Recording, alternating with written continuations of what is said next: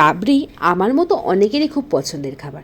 তো আজকে দেখিয়ে দিই যে আমি রাবড়িটা কীভাবে বানিয়েছিলাম। তো প্রথমে আমি এক প্যাকেট দুধ নিয়ে নিয়েছিলাম। এক প্যাকেট দুধটাকে আমি হাফেরও হাফ বানিয়েছিলাম, মানে জাল দিয়ে দিয়ে দিয়ে দিয়ে দুধটাকে ঘন করেছিলাম। তো রাবড়ির মেন ব্যাপার হচ্ছে দুধটাকে বেশ ঘন করতে হবে, অথবা তুমি জালটাকে সাইডে আটকে রাখতে পারো, তবে সেটাকে কেটে কেটেও তুমি রাবড়ির মধ্যে দিতে পারো। তো দুরকমভাবেই রাবড়ি হয়। তো আমি শুধুমাত্র প্রথমে মানে যেটা আমি করি যে দুধটাকে ভালো করে জাল দিয়েছিলাম। তো দুধটাকে ভালো করে জাল দিয়ে দেওয়ার পর একটা পাত্রের মধ্যে বেশ অনেকটা কাজু আর চিনির একটা স্মুথ পেস্ট বানিয়ে নিয়েছিলাম। এখানে তোমরা চিনির বদলে শুধুমাত্র মিল্ক পাউডার ইউজ করতে পারো। আমিও কিন্তু মিল্ক পাউডার ইউজ করেছি, বাট আমি একটু চিনি ইউজ করি, যদি একটু মিষ্টি মিষ্টি ব্যাপারটা একটু বেশি করে আনার জন্য।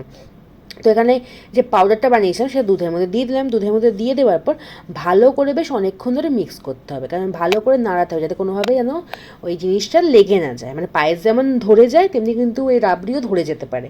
তাই ভালো করে পাউডারটা দিয়ে ভালো করে বেশ অনেকক্ষণ ধরে মিক্স করতে হবে। আর এখানে আমি 2 প্যাকেট গুঁড়ো দুধ ইউজ করেছি। তোমরা চিনির বদলে এখানে 4 প্যাকেট অথবা 5 প্যাকেট গুঁড়ো দুধ ইউজ করতে পারো।